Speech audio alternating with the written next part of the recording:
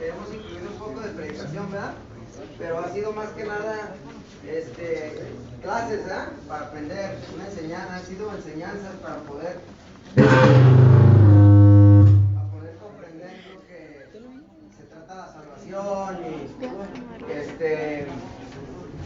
y hemos tomado estas clases, llevamos como en la clase 31 por ahí. Hechos que eran los 32, ahorita Hechos capítulo 6. Pues como son clases para enseñanza, nos toca leer bastante, ¿ok? Vamos a aprender a tener bastante lectura. Si fuera un sermón de una predicación, pues a lo mejor no fuera tanta lectura, ¿verdad? Pero aquí es importante que tengamos un fundamento sólido basado en lo que está en la palabra, no en lo que yo creo, lo que yo pienso, lo que yo opino, lo que yo les quiera contar, no, sino lo que dice la Escritura, ¿verdad? Amén. La semana pasada muchos de ustedes le entregaron su vida a Cristo, aceptaron a Cristo en sus vidas, en su corazón, y pudimos ver que la Escritura decía que todo el que invocar el nombre del Señor será salvo, y que para la salvación del alma, así estábamos bien, que para la salvación del alma se ocupa creer con el corazón, ¿verdad? ¿Y qué más? Con el espíritu. ¿Y qué más? Y con la boca, ¿qué? Confesar. O sea, que para salvación del alma, para que seas salvo, es necesario que creas en tu corazón que Dios le resucitó de entre los muertos. Sí, porque con el corazón se cree para salvación, pero con la boca con el corazón se cree para justicia, pero con la boca se confiesa para salvación. Ahora, también pudimos identificar que en ese tiempo que fue escrita esa carta a los romanos había una gran persecución a los creyentes, y el confesar con tu boca significaba que tú estabas dispuesto a morir por Cristo, que tú estabas dispuesto a que te quitaran la vida. No es nada más, yo creo en mi corazón y yo confieso con mi boca, como hoy en día muchos dicen, yo ya hice la oración de la salvación, y lo toman muy a la ligera. No era algo ligero, esto se trataba de un asunto de vida o muerte, y el que tú confesaras a Cristo con tu boca significaba que tú estabas declarando una declaración de fe que te podía llevar a la muerte, que te podía llevar a que te ejecutaran, ¿sí? Eso podían ser las consecuencias. Entonces, el confesar con tu boca significaba que tú estabas dispuesto a morir por Cristo. Y esto fue lo que hicieron muchos de ustedes esta semana pasada. Es importante que muchas veces mucha gente que predica el evangelio llegan y dicen, oye, ¿quieres aceptar a Cristo? Repite estas palabras conmigo, y ya les dicen, tú repite estas palabras conmigo, pero muchas veces los receptores o el oyente no entiende lo que está haciendo. Y yo por eso les quise explicar, porque es importante que sepas que en lo que te estás metiendo en la mafia, amigo. Ya que te metes esto, no te puedes zafar. Ya que te metes con Dios, no te puedes zafar de Él. Dice la Biblia que Dios no puede ser burlado, ¿sí? Y esto es para toda la vida, es para una eternidad, brother. Esto es como meterte en la mafia, brother. Y de veras, ahora ya hasta te dan chance de que te salgas, ¿ya? Ya te puedes decir, no, ya no quiero chambear, y te dan chance de que te salgas. Antes no. Pero esto es como la mafia, tú entras con el Señor y es para toda la vida, es un pacto de sangre. Por eso confesar con tu boca era que tú estuvieras dispuesto a morir por Cristo. Pero muchas veces ni siquiera estamos dispuestos a morir por Él, con nuestros propios deseos y pasiones de la carne, porque Cristo mismo lo dijo, niégate a ti mismo, carga tu cruz y sígueme. Eso es el morir a uno mismo para seguir a Cristo. Y muchos de ustedes la semana pasada hicieron esta oración conscientemente. Yo creo que la hicieron conscientemente después de la explicación, ¿verdad? De lo que se trata el servir y seguir a Cristo, ¿verdad? ¿Cuántos de aquí hicieron esa declaración? Levante la mano, de la semana pasada. Come on, yo vi que eran muchos los que pasaron aquí al frente. ¿Cuántos hicieron esa oración de fe? aceptando a Cristo en su vida. Y si la hiciste, no estás levantando tu mano, pues Dios sabe que tú la hiciste, brother. Y esto pues no es, a veces tomamos las cosas a la ligera y eso es lo que tenemos que entender y aprender, que esto es algo serio, es una realidad, es un caso de vida o muerte. Padre, en esta tarde venimos delante de tu presencia una vez más a través de la sangre preciosa del Cordero, por la cual fuimos, Señor, comprados, redimidos, Señor, salvados, Señor, del castigo eterno de nuestros pecados. Por medio de ella tenemos acceso al trono de tu gracia y misericordia. Y te damos gracias en esta tarde que podemos sentarnos a tu mesa y escudriñar tu palabra, Señor, y comer de este pan de vida eterna, Señor, porque solo en ti hay palabras de vida eterna. Señor, danos valentía, ayúdanos a esforzarnos y a ser valientes, a dejar de ser cobardes, Señor, y a ser una persona, Señor, a ser soldados y guerreros en tu reino. Ayúdanos a comprender las Escrituras en esta tarde. Establece tu presencia en este lugar. Usa mi vida como un instrumento en tus manos, te ruego, Señor. Hazme a un lado, Señor, y pon tus palabras en mi boca. Yo estoy aquí con un corazón dispuesto, Señor. Yo no sé nada, Señor. Yo simplemente estoy aquí en obediencia, Señor. Usa mi vida como tú quieras usarla. Pon carbones encendidos en mi boca. Dame sabiduría. Dale discernimiento a estos hombres para comprender tu palabra y que pueda ser grabada y sellada en la tabla de sus corazones, Señor, que produzca fruto en sus vidas y ellos también a su vez puedan predicar tu palabra, porque por eso, Señor, les has dado tantas oportunidades de seguir con vida, para poder usar sus vidas como un instrumento, Señor, para poder continuar, Señor, avanzando tu reino, Señor. Hágase tu voluntad aquí en la tierra, así como en el cielo. Y bendice la vida de cada uno de estos hombres hoy en esta tarde, te lo pedimos. Amén. Pueden sentarse en esta tarde. Yo también me voy a sentar porque por indicaciones del doc.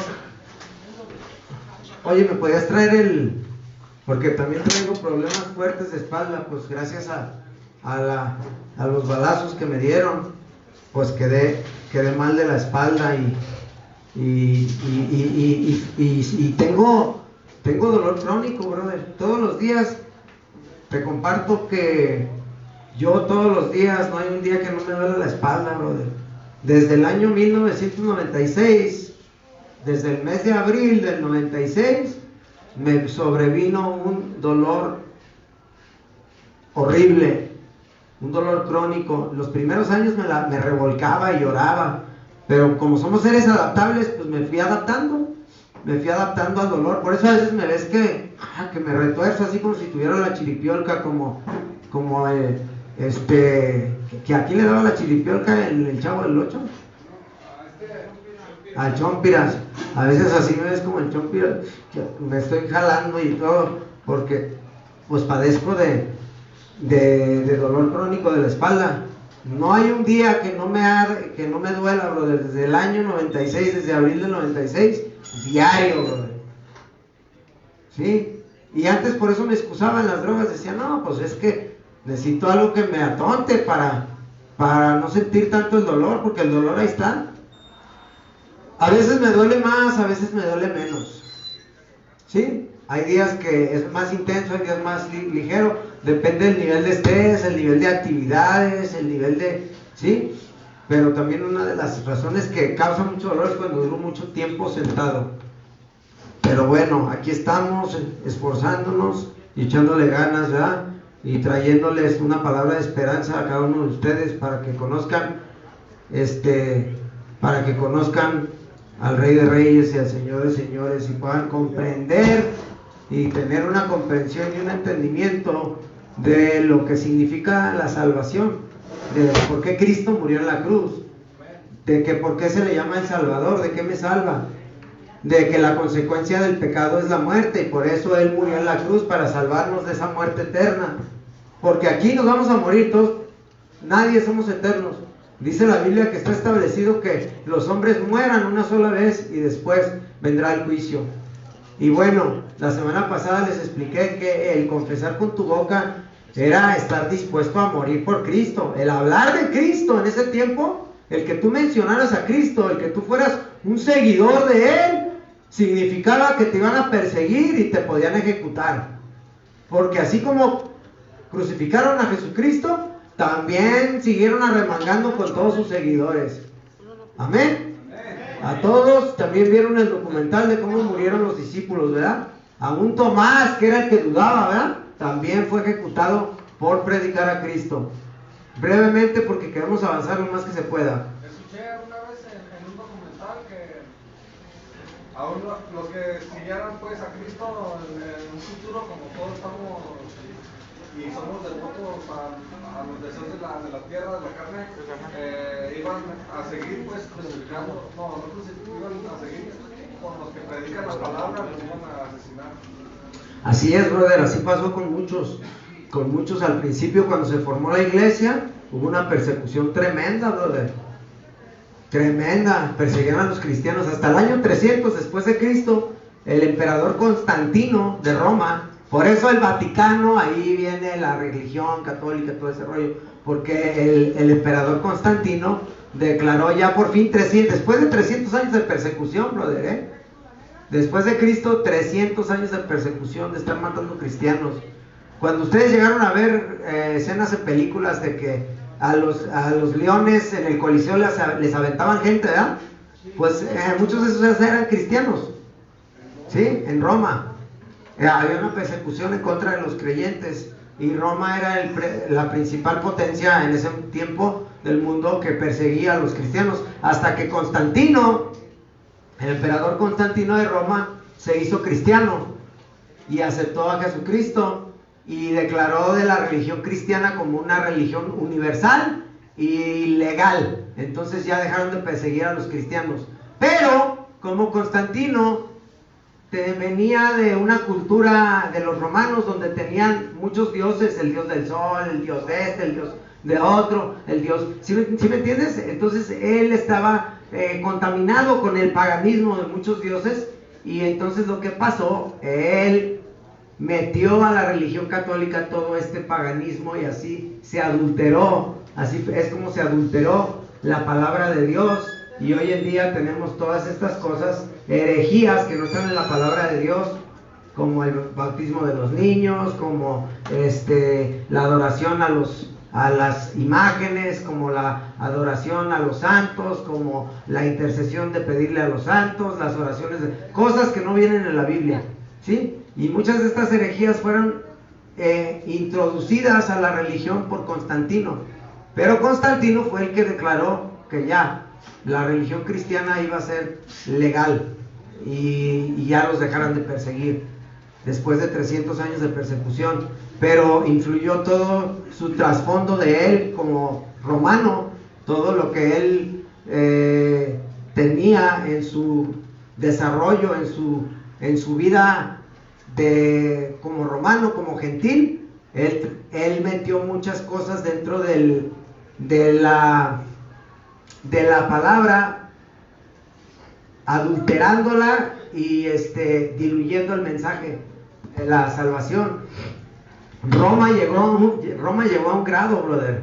Roma, el Vaticano, llegó a un grado de vender indulgencias. ¿Sí saben qué es eso? Eso es una herejía, brother. Por eso Martín Lutero, que era un monje, se separó de la religión. Dijo, es que esto, él no le veía, él dijo, algo está mal aquí. O sea, practicamos otras cosas que lo que se predica. O sea, él se dio cuenta que lo que estaba escrito en la Biblia no era lo que se practicaba. Hubo un tiempo donde Roma se puso a vender indulgencias. ¿Qué son esas?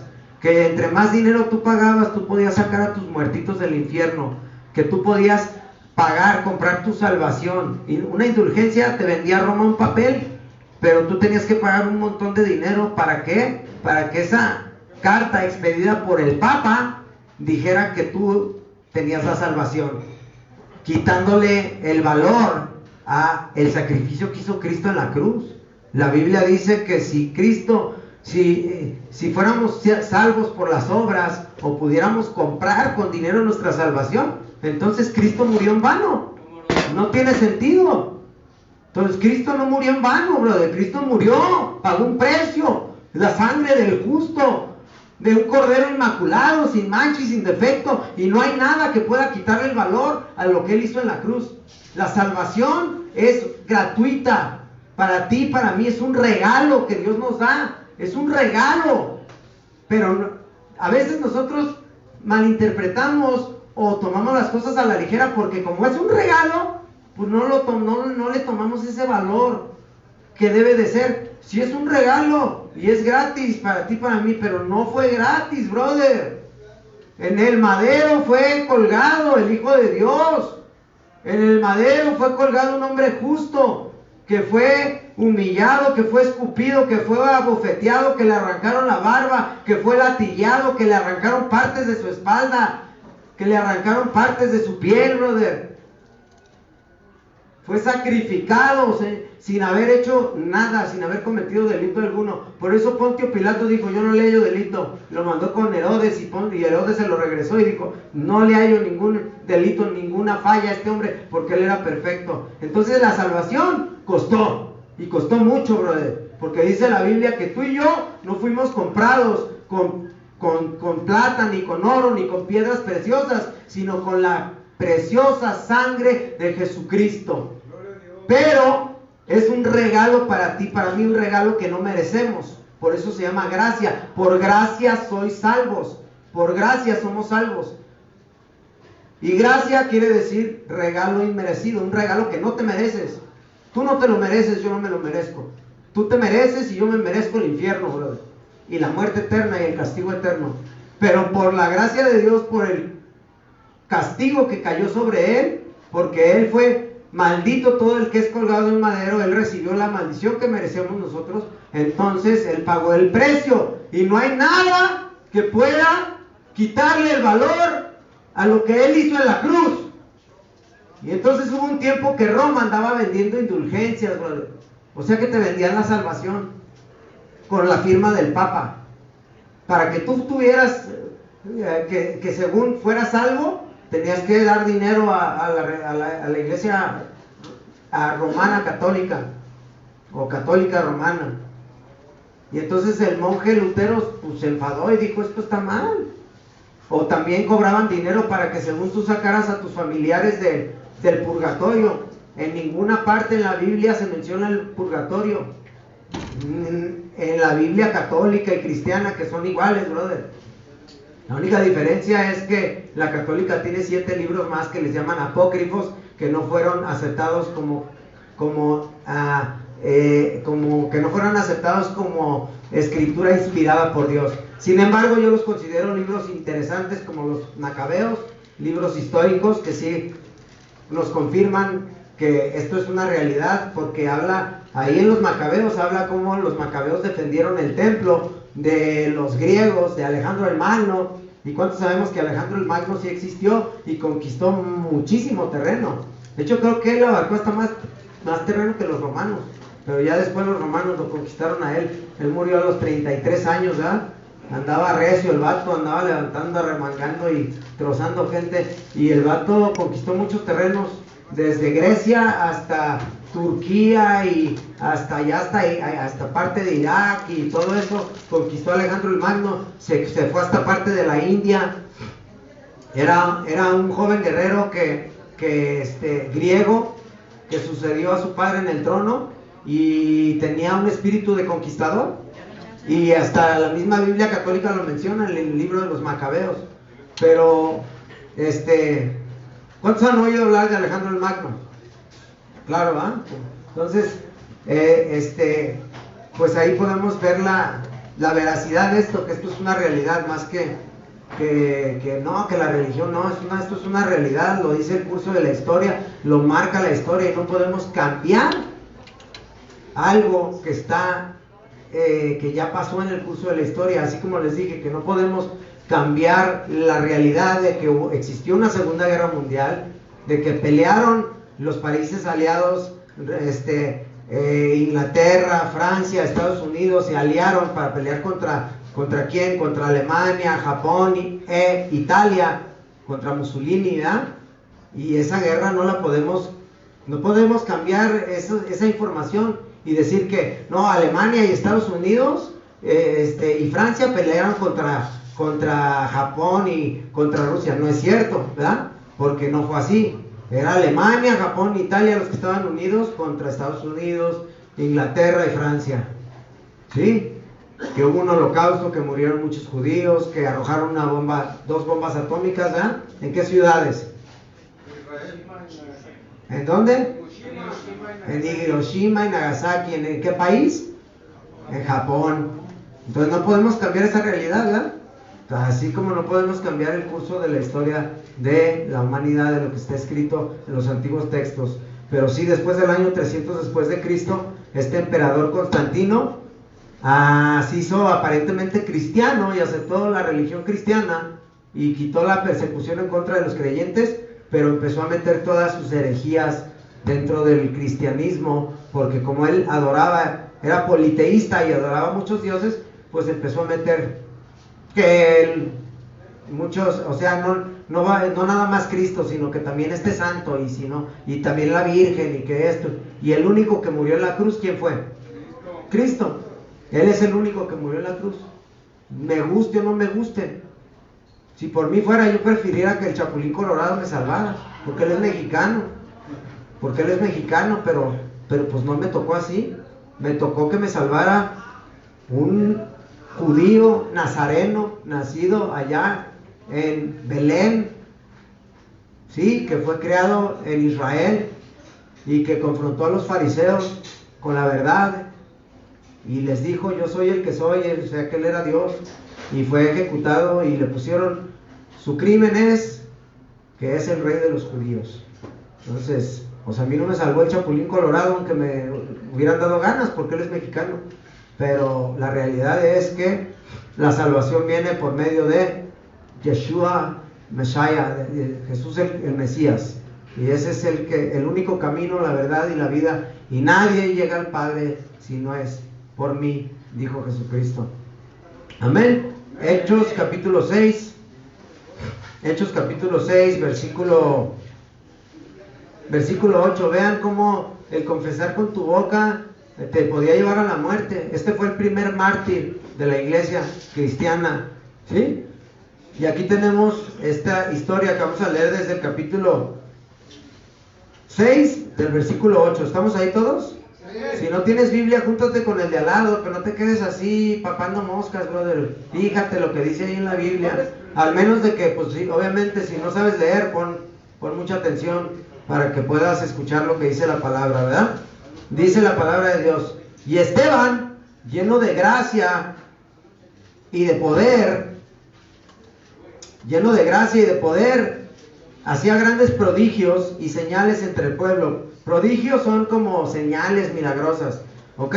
Entonces se levantaron unos de la sinagoga, llamada de los libertos, y de los de Cirene, de Alejandría, de Cilicia y de Asia, disputando con Esteban. ¿Qué es disputando?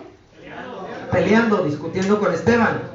Pero no podían resistir a la sabiduría y al espíritu con que él hablaba, ¿sí? Porque él tenía el espíritu de Dios. Amén. No podían resistir a la sabiduría con la que Esteban hablaba.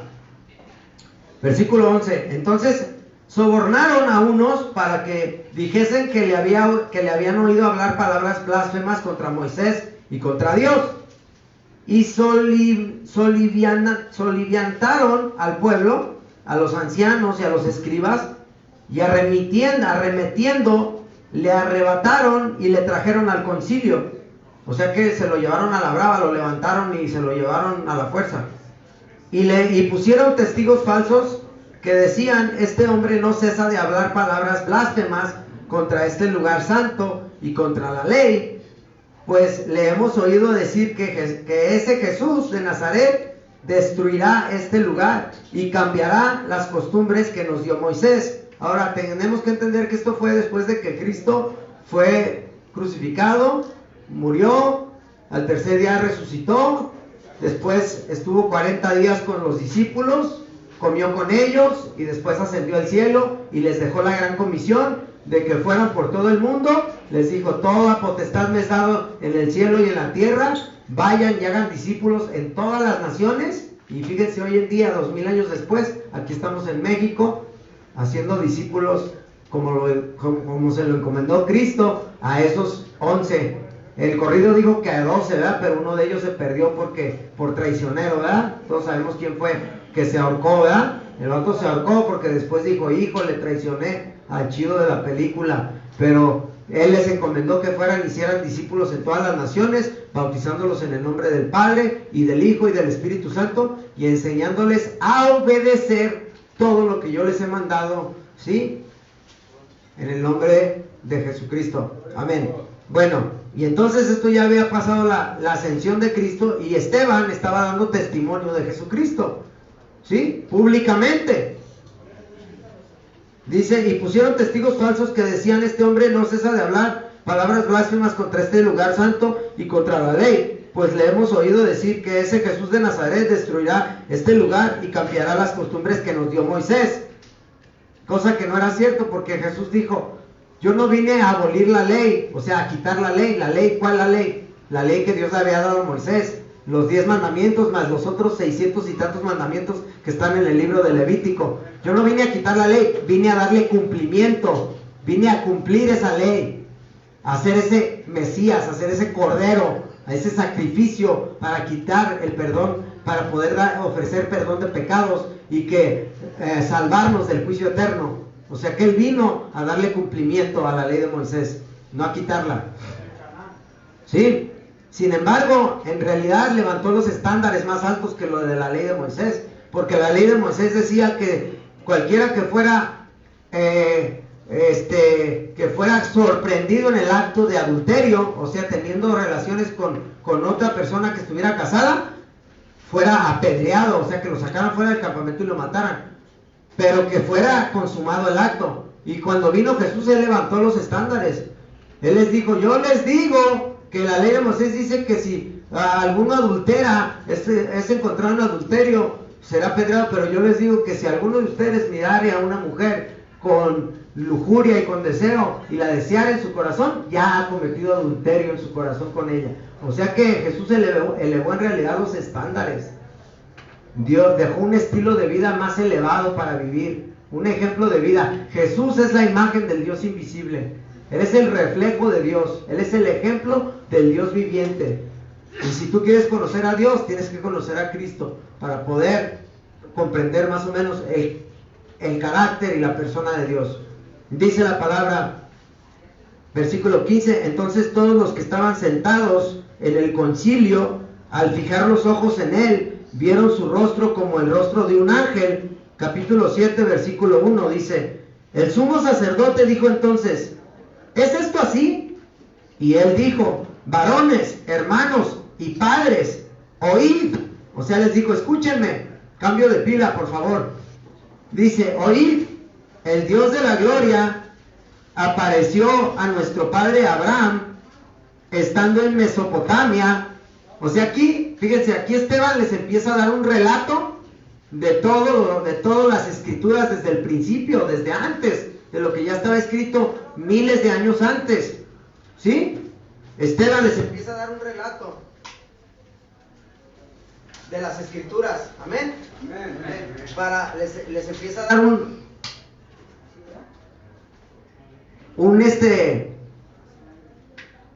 a recontarles todo lo que había sucedido en la historia, para que pudieran unir las piezas en ese rompecabezas y pudieran darse cuenta que el que habían crucificado era ese tal Mesías tan esperado, que no lo habían reconocido. Dice, el Dios de la gloria apareció a nuestro padre Abraham estando en Mesopotamia.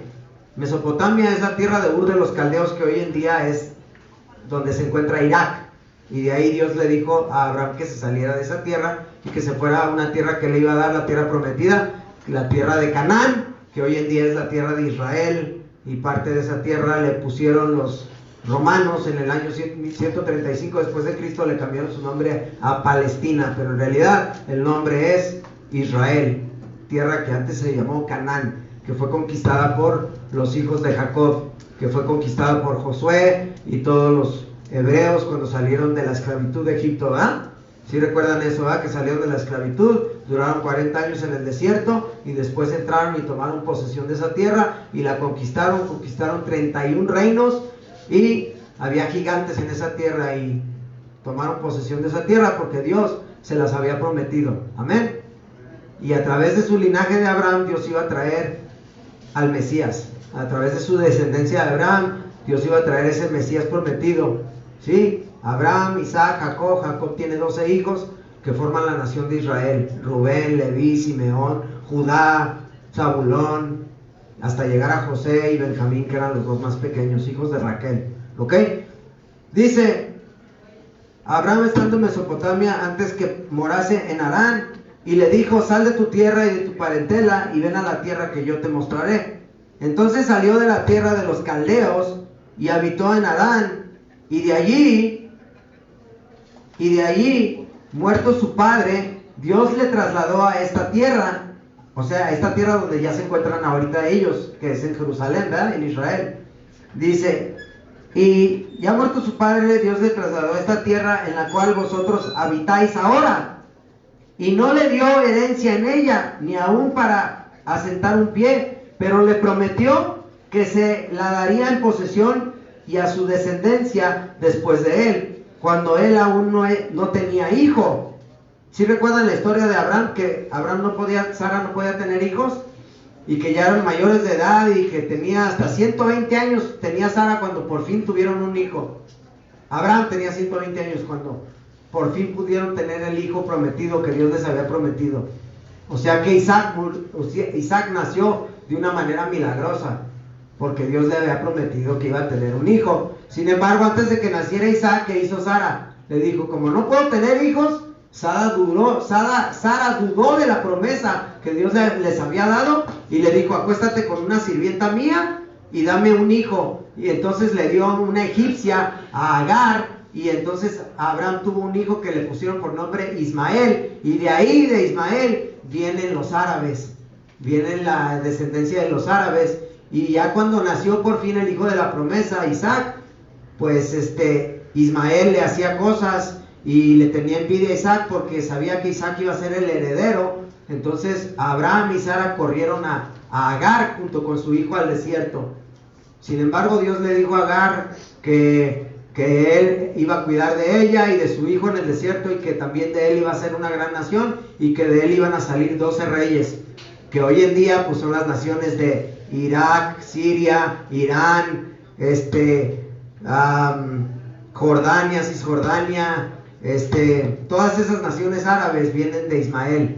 Y ese es el pleito, brother, fíjate, por no creerle a Dios, por haber dudado de la promesa de Dios cuando nació el hijo de la promesa, que fue Isaac, porque la promesa era a través de Isaac. ¿Y cuál promesa? Pues que a través de ese linaje iba a venir el Mesías. Esa era la bendición para todas las naciones. Dios le dijo, a través de ti serán bendecidas todas las familias de la tierra. Amén. Brother, si quieres al ratito agarramos el tiempo libre y nos ponemos a leer. Amén. Para poner aquí atención a lo que estamos sí, amén. Vamos a continuar. Dice el versículo, dice cuando él aún no tenía hijo, el versículo 6, y le dijo Dios así, que su descendencia sería extranjera en tierra ajena.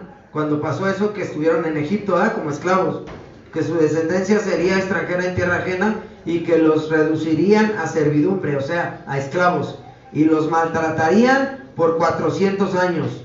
Eso Dios se lo había dicho a Abraham. Mas yo juzgaré, dijo Dios, a la nación de la cual serán siervos, y después de esto saldrán y me servirán en este lugar, o sea, en la tierra de Canaán, la tierra prometida, que hoy en día es la tierra de Israel, y unos pequeños pedazos, la franja de Gaza, y otro pedacillo ahí se llaman Palestina, ¿sí?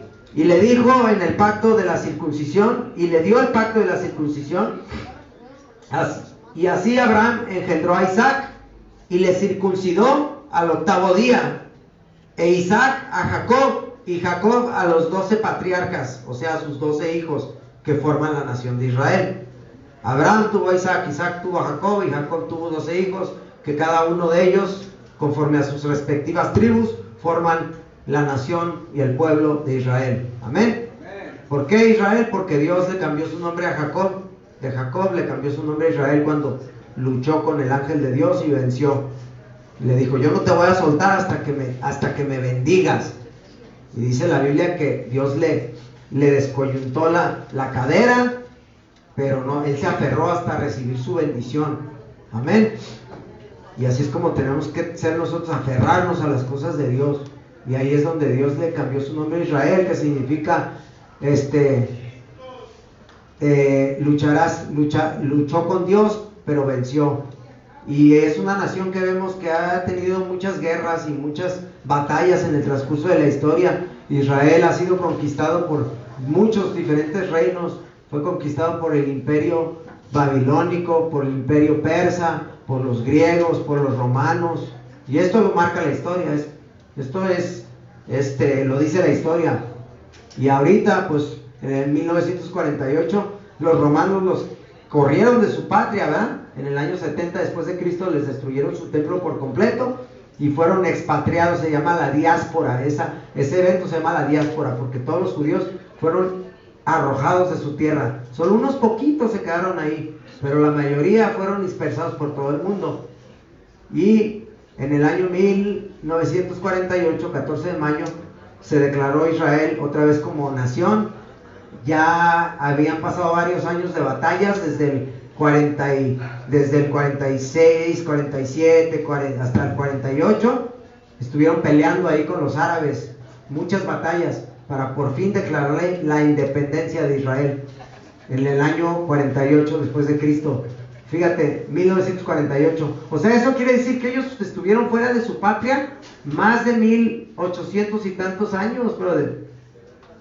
Qué increíble, ¿no? Que pudieron regresar y recuperar su cultura, su idioma, sus raíces, brother. Eso está tremendo y eso estaba profetizado en los profetas. Eso está impresionante, que pudieran recuperar su tierra. ¿Y saben qué pasó el día de la independencia de 1948? El día que se declararon como un estado. Ahora, al referirme a estado, no me refiero como el estado de Jalisco o el estado de Zacatecas. Estado quiere decir gobierno. Un estado es el gobierno. Cuando se declararon como estado o como nación en 1948, el 14 de mayo, en caliente, brother, se les dejaron venir las naciones árabes. Fueron atacados por como 7 naciones árabes, brother. Fueron atacados por Siria, por el Líbano, por Cisjordania, por Jordania, por Irak, por Egipto. Todas estas naciones ¡pum!, se les aventaron y dijeron, no vamos a dejar que sean un estado, que sean un país, los vamos a destruir. Y pensaron que iban a acabar con ellos rápido, porque Israel es un país pequeño, que iban a acabar con los judíos, pero no pudieron. Les ganaron a más de 7 naciones árabes y ya se aplacaron y se quedaron con un pequeño territorio ahí. Pero en el año 67 después de Cristo los volvieron a atacar. No los volvieron a atacar, los estaban amenazando, que los iban a pulverizar, que los iban a quemar, que los iban a matar. En la radio hebrea, desde Egipto, ponían del radio un locutor que decía, los estaba amenazando, que los iban a exterminar, porque según había un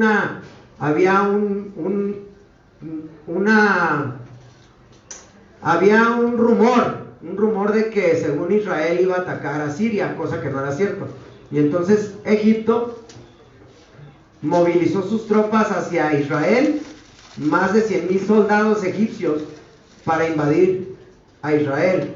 Y entonces se unió Egipto con el rey de Jordania y también con Siria para atacar a Israel. Y en lo que estaban haciendo sus planes de atacar a Israel en el año 67, que se le llama la guerra de los 6 días, Israel bien trucha se pusieron. Fíjense que mandaron a los soldados a la playa y grabaron, filmaron, hicieron filmaciones de que como que estaban como si nada, disfrutando de la playa y todo. Entonces los árabes, los egipcios, los sirios y los jordanos creyeron, estos están en la babosa, nos los vamos a fumar, nos los vamos a tronar bien fácil, porque Israel publicó este evento de que estaban en la playa los soldados y eso. Y entonces los egipcios se confiaron, brother, y dijeron, los tenemos bien. Se confiaron, dijeron, los vamos a atacar y les vamos a ganar. Pero lo que no se esperaron es que Israel, con toda la intención, hicieron eso. Cuando publicaron de que estaban según en la playa, Y esa misma noche, a las 4 o 5 de la mañana, el ejército israelí se subieron a los aviones de combate y fueron a Egipto, y no les dieron chance ni de treparse a un avión, brother. Pum, pum, pum, les destruyeron sus pistas de despegue, les destruyeron 280 aviones, les ganaron, brother. Cuando menos se le esperaban, pues lo estaban amenazando. Israel simplemente se defendió. Y ya después Jordania y Siria también los atacaron, se perdieron algunas vidas, murieron más árabes que judíos, pero en esa ocasión, en el año 67 después de Cristo, ellos pudieron recuperar Jerusalén, una parte de Jerusalén, el Muro de los Lamentos, porque en el 48 no habían podido recuperar Jerusalén. Jerusalén estaba todavía bajo el dominio de los musulmanes, de los árabes, y no tenían derecho de llegar al Muro de los Lamentos, que es una barda del viejo templo de Salomón, del viejo templo que habían construido Nehemías junto a Herodes el Grande, y es un lugar muy especial para los judíos. Pero cuando se suscitó esta guerra de los 6 días, pues eso les dio la oportunidad de ellos de recuperar tierra, pues los atacaron y ellos arremangaron y recuperaron gran parte de Jerusalén, excepto la desplanada de las mezquitas donde está la cúpula de la roca. Si lo han visto en los videos, ¿no? Donde está ese templo con una bola dorada. Ese no es de los judíos, ese es de los musulmanes. Fue construida ahí en el año 600 y tantos después de Cristo, cuando Jerusalén fue invadida por los musulmanes y fueron conquistados. Pero esa tierra en realidad no se llamaba Palestina. Palestinos ni siquiera existen, no es una cultura, no es un país, son árabes en realidad, pero los que les pusieron Palestina, que quiere decir tierra de filisteos, fueron los romanos en el año 135 después de Cristo. Recordemos que Roma era una potencia, era un imperio que había conquistado mucho terreno, y parte de ese terreno fue Israel, ¿verdad? Jerusalén. ¿Quiénes crucificaron a Jesús? Los romanos. Entonces, después de Cristo, 70 años después, los romanos, hubo una revuelta, se quisieron rebelar los judíos y liberarse de la opresión romana, pero Roma les ganó y los aplastó y les destruyó el templo y los corrieron de ahí, y se llama la diáspora, y por eso fueron dispersados. Hasta el año 1948 recuperaron su tierra, y en el 67 recuperaron más terreno, los altos del Golán, y recuperaron Jerusalén, y ganaron la guerra en 6 días. En 6 días, por eso se llama la guerra de los 6 días. Hasta se ve como medio irónico, ¿no? Como 6 días trabajó Dios y el 7º descansó. Y no nada más eso, también en el año 1973 volvieron a ser atacados por las naciones árabes. Y van a volver a ser atacados, brother. Esto es un cuento de no acabar. Y esto son profecías que se tienen que cumplir, que anuncian el fin de los tiempos, brother. Que están anunciando el regreso del Mesías, que están anunciando la venida del Mesías. Pero yo quiero decirte en esta tarde que el Mesías ya no va a venir manso y humilde como vino montado en un burrito, a que lo insultaran y lo bofetearan y le arrancaran la barba y le escupieran. No, mi hermano, Él ya no va a venir ahorita. Él, Dios, lleno de misericordia y de pasión, grande misericordia, que es clemente y lento para la ira, nos está dando chance de arrepentirnos y de aceptar a Jesucristo en nuestra vida. Pero va a venir el juicio. Así como es un Dios de amor, también es juicio. Y cuando venga el juicio ya no va a haber arrepentimiento, brother. Cristo va a regresar, pero ya no va a regresar manso y humilde a salvar a la humanidad. Va a regresar a juzgar a las naciones. Va a regresar a traer juicio. Y va a ser un juicio eterno, brother. Y esto no lo digo yo, lo dice la Biblia. Amén. ¿Querías decir algo? Más que lo decir que palestinos se les dice por su vestimenta, ¿no? Palestinos se les dice porque a esa parte que antes era Israel, Jerusalén, los romanos le cambiaron el nombre a ese país al nombre de Palestina en el año 135 después de Cristo. Era como burla. Sí. Y de hecho había tanto árabes palestinos como judíos palestinos. O sea, todos los que se quedaron a vivir ahí, los pocos judíos que se quedaron a vivir ahí, también hubo judíos palestinos, porque se le llamó así a ese país, no por su vestimenta, sino porque Roma le cambió el nombre de Israel. O sea, aparte de destruirle su templo, en el año 135 le cambiaron el nombre a Palestina. Y todo el que viva ahí, pues era palestino, así como tú que eres de aquí, pues eres mexicano. Entonces, tanto árabes palestinos como judíos palestinos, de los que vivían ahí. Ahora, cuando recuperaron Israel su terreno y ya se declararon independientes en el año 48, pues ya le pusieron Israel al terreno que ellos recuperaron. Y unas pequeñas partes en el mapa se quedaron como Palestina, que es la franja de Gaza, y hay otra parte que está, una parte de Jerusalén hacia Jordania. No traje un mapa, pero el estado de Palestina, bueno, ni estado es, pero ya lo quieren hacer un estado, o sea, una nación. Está dividido en dos, están separados. Y muchas naciones critican a Israel porque según son crueles con los, pero pues, simplemente se defienden. ¿Sabías que diario, casi diario, desde la franja de Gaza mandan misiles, les mandan cohetes a Israel? Israel tuvo que construir un muro, una barda de prisión con torres de prisión para separar a los árabes palestinos, porque son terroristas, brother. Y ellos votaron por el grupo Hamas, por el grupo político, por el partido político, perdón, no grupo, por el partido político de Hamas. Pero este partido político vino a convertirse en un grupo terrorista, brother. Son terroristas. Y entonces, pues aquí hay muchas cosas por medio que los árabes quieren atacar a Israel. Rusia se está uniendo con Siria. Irán hace poquito, hace unos meses, dijo que el presidente de Irán dijo que Israel necesitaba ser borrado del mapa. ¿Cuál es el odio irracional que tienen contra esta nación? ¿Cuál es el odio irracional que tienen contra este pueblo? ¿Sabes cuál es? Que por medio de ellos todas las naciones de la tierra son bendecidas con la palabra hebrea que viene de ellos, porque a través de ellos vino el Mesías. Y el diablo que tiene poder sobre este mundo, que la Biblia le llama el príncipe del aire, el Dios de este mundo, el Dios de esta era, pues obviamente está enojado y quiere destruir al pueblo de Dios. Ellos son el pueblo de Dios, porque si no fuera por ellos no tuviéramos estas sagradas escrituras que fueron escritas en un periodo de 1500 años. Pero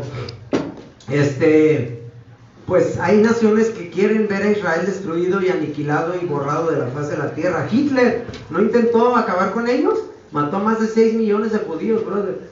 Y cuando se acabó la Segunda Guerra Mundial, muchos emigraron a su tierra, muchos regresaron a su tierra en el 1948, después de la Segunda Guerra Mundial que acabó en 1945. Estaban paniqueados ya con el Holocausto, todo lo que les hicieron. Ellos vieron que las naciones los odiaban y que querían destruirlos, brother. Entonces por eso Israel se unió, los judíos se unieron. Ellos son una nación muy unida. A ver, te voy a hacer esta pregunta. Si tú supieras, tú eres un país y tú sabes que hay como 30 países que te quieren aniquilar y te quieren aplastar, ¿qué vas a hacer con tu pueblo? Te vas a unir con tu raza y te vas a defender, ¿verdad? Porque tú sabes que te quieren destruir. Entonces por eso Israel se han unido bastante y han invertido bastante en armamento bélico. Ahora ya son una potencia, de las primeras potencias mundiales, tienen los mejores pilotos aviadores de guerra, tienen armas nucleares. Sí, mira, si Israel no fuera poderoso, ya los árabes ahorita ya los hubieran atacado, pero también se la piensan porque saben que se les cae el cantón. Y aparte están respaldados por Estados Unidos. O sea, si cualquiera que quiera atacar a Israel, le va a topar también con Estados Unidos. Pero aquí la bronca es que está profetizado que en el Armagedón, que es la última batalla, la Tercera Guerra Mundial, las naciones que menciona la Biblia es Gog y Magog, que tierra de los magogitas es allá en Rusia. Entonces, una de las naciones que van a participar en atacar a Israel en el final de los tiempos es Siria y Rusia. Eso está escrito en la Biblia, es bíblico. Y eso ya lo estamos viendo ahorita, hoy en día, que Rusia apoya a Siria, tiene pacto con Siria. Y ustedes saben bien que Rusia y Estados Unidos siempre han tenido choque y competencia, siempre han estado compitiendo. Pero ya estamos ahorita viendo una clase de historia, ¿verdad? Historia contemporánea, historia del mundo. Amén. Vamos a seguir leyendo rápidamente porque queremos avanzar. De hecho, yo escuché una vez que va a venir Jesucristo, pero que no va a ser una persona de Jesucristo, sino que va a ser algo más poderoso. Y así como dijiste, ¿Escuchaste o lo leíste? pero que era el hijo, que ahora bien, que la primera vez vino el hijo del padre, y ahora viene el hijo del hijo. No, brother, eso es una... Discúlpame, pero eso es una zarra, brother. El que viene es el mismo que crucificaron en la cruz.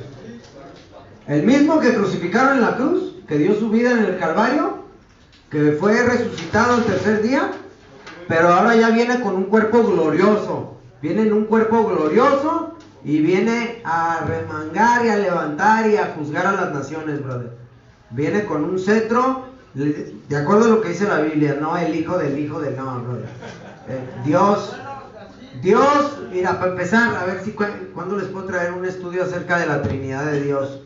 Dice en Deuteronomio 6:4 por ahí, dice, oye Israel, Jehová tu Dios uno es. O sea que Dios es uno, pero ya me estoy saliendo del tema. Y ahí la palabra es Shema. Hay que entender mucho las palabras en hebreo cuando fue escrito eso. Y en ese tiempo, esa palabra quiere decir unidad compuesta. Una unidad compuesta es que es uno, pero son diferentes. O sea, el Padre no es el Hijo, son diferentes. El Padre es el Padre, el Hijo es el Hijo, y el Espíritu Santo es el Espíritu Santo. Pero los tres son uno, es una unidad compuesta, es un Dios. De hecho, Elohim, cuando dice en Génesis, el capítulo 1, que Dios creó los cielos y la tierra, se utiliza la palabra Elohim. Elohim es Dios en el hebreo. Pónganme mucha atención, Elohim es Dios en el hebreo. Un Dios, ¿sí? Singular. Pero la palabra Elohim es plural. Es difícil de comprender esto, porque tú sabes que plural son dos o tres o más, ¿verdad? Pero Elohim es una palabra plural, pero es un solo Dios. Esto está muy acá difícil de comprender, pero eso nos revela la unidad compuesta de Dios, que es el mismo Dios, ¿sí? Ahora, cuando Jesús fue bautizado, se manifestó Jesucristo en la tierra, en el bautismo, se manifestó la voz del Padre desde el cielo, y se manifestó el Espíritu Santo como en forma de paloma. Pero Dios es todos son una deidad. El Hijo es Dios, el Padre es Dios y el Espíritu es Dios. Pero el Padre es el Padre, el Hijo es el Hijo y el Espíritu es el Espíritu Santo.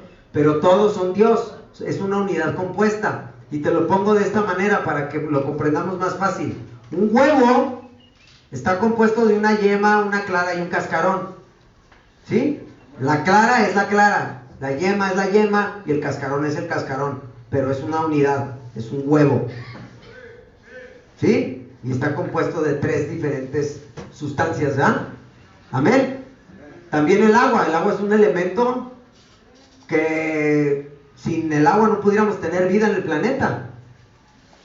Y no deja de ser H2O, un elemento que es agua, y se encuentra en tres estados, ¿verdad?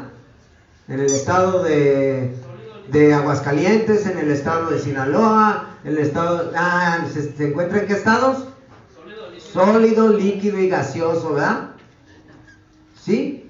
Pero es una unidad compuesta, no deja de ser agua. Tú el agua la puedes solidificar, la puedes congelar y se hace hielo, la puedes derritir y se hace agua, y la puedes evaporar, pero no deja de ser agua. Así que no hay otro hijo después del Hijo, porque el Hijo unigénito de Dios, Él es el único Hijo unigénito de Dios. Por eso dice la palabra de Dios, que tanto amó Dios al mundo que dio a su Hijo unigénito. ¿Qué es unigénito? Único, uno, no el Hijo del Hijo. ¿Sí? De hecho sí que dijiste venía con fuerza porque él iba del primero. Pero es Jesucristo el que va a venir a juzgar.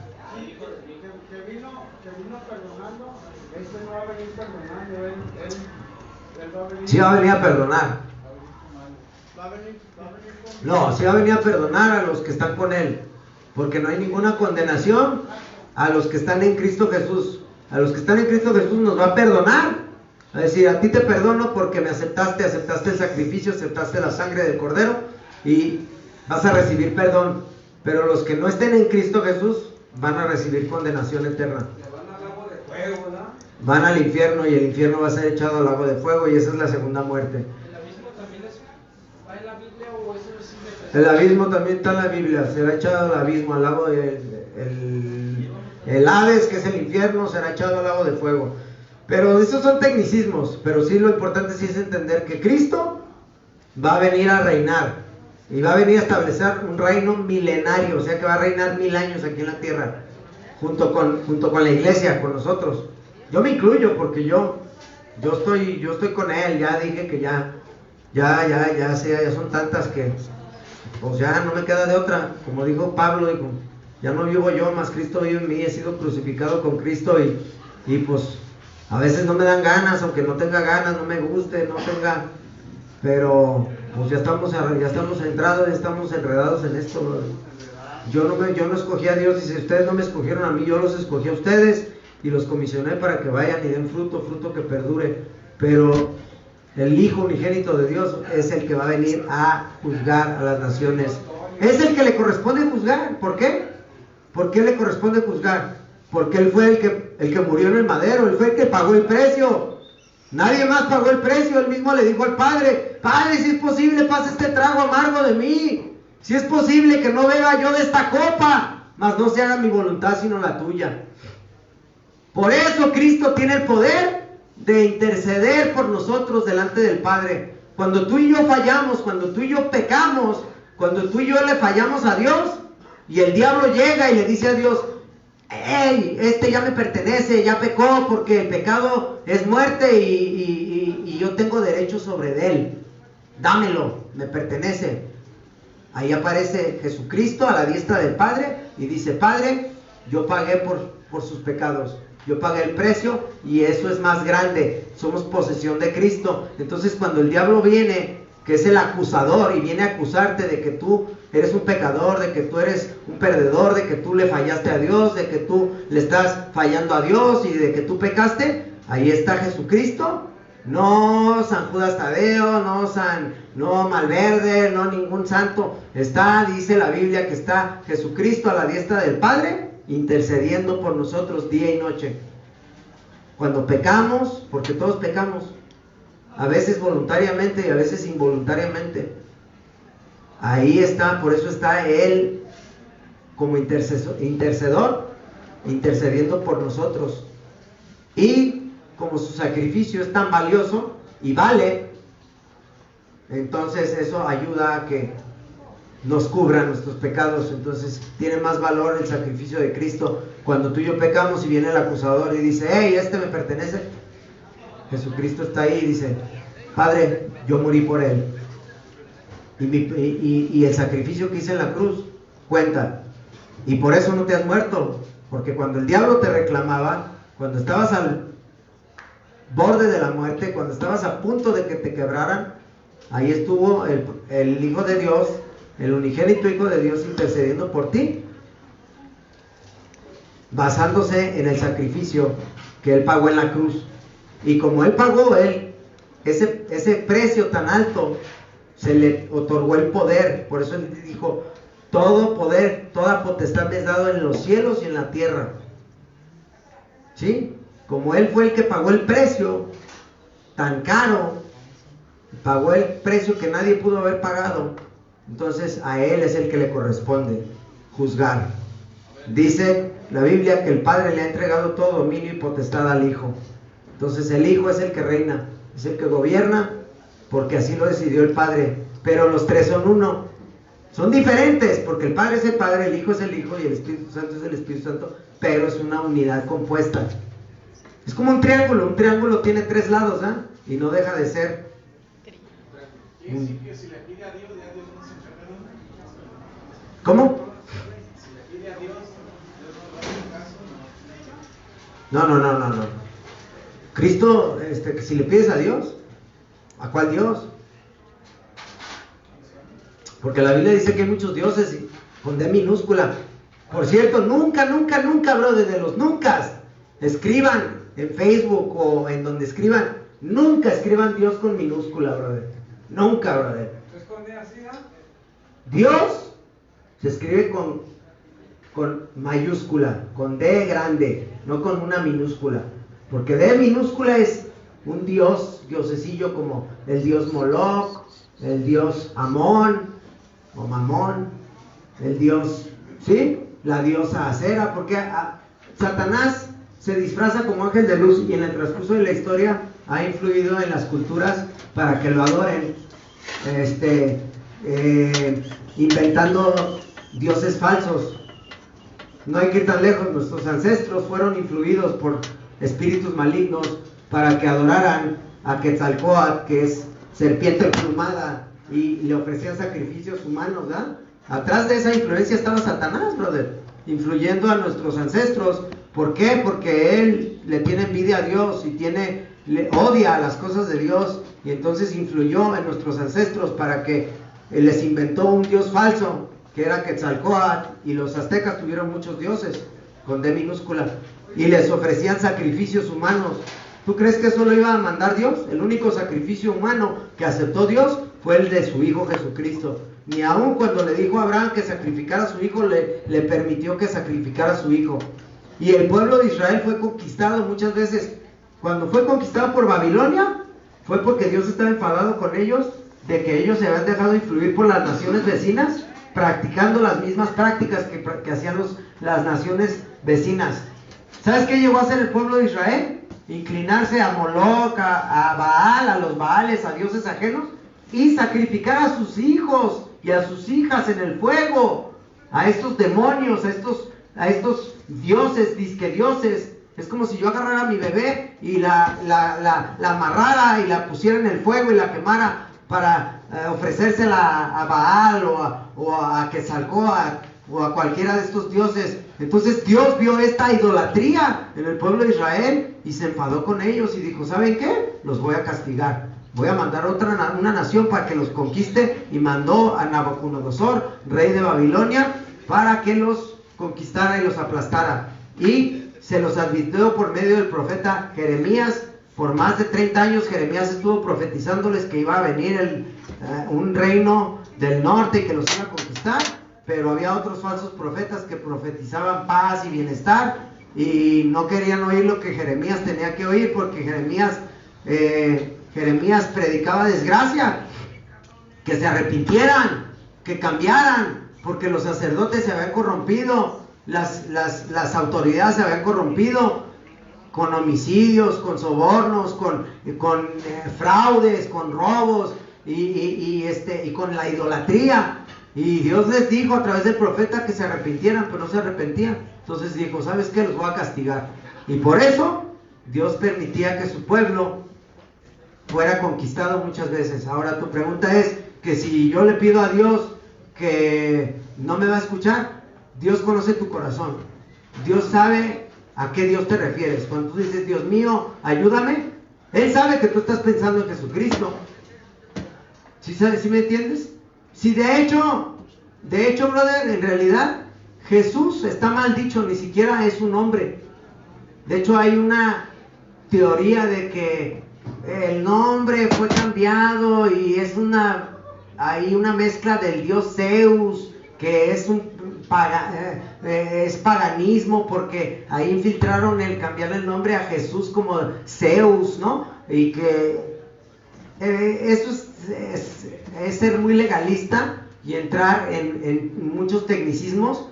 Cuando nosotros hablamos de Jesús, sabemos que nos referimos a aquel que murió en el madero, ¿cierto? Sabemos que nos referimos al que murió en el madero hace más de 2000 años. Sabemos que nos referimos, y queremos llamarle por su nombre original en el hebreo, es Yeshua. Ese era su nombre, Yeshua. Pero cuando decimos Jesús, sabemos que nos referimos a ese Yeshua de Nazaret, ¿verdad? Y Dios conoce nuestro corazón. Dios sabe que no nos estamos refiriendo a Zeus. Dios sabe que nos estamos refiriendo a Yeshua, al que murió en el madero, al que murió por nuestros pecados, ¿verdad? Mi nombre original es Josué, pero me puedes decir Joshua en inglés, ¿verdad? ¿Sí? Y yo sé que te estás refiriendo a mí. Ahora, cuando tú oras y le dices Dios, pues sabe que te estás refiriendo a Dios, Dios Padre, que es Yahvé, Yahweh, Jehová, que viene del verbo ser, del verbo soy. Por eso dijo, yo soy el que soy, cuando le dijo a Moisés, ve y libera a mi pueblo de la esclavitud. No me van a creer, ¿y quién les digo que me envía? Yo soy el que soy. De ahí viene, de hecho el nombre de Dios originalmente es tan sagrado que no lo pronuncian los hebreos, porque es YHWH, son puras consonantes.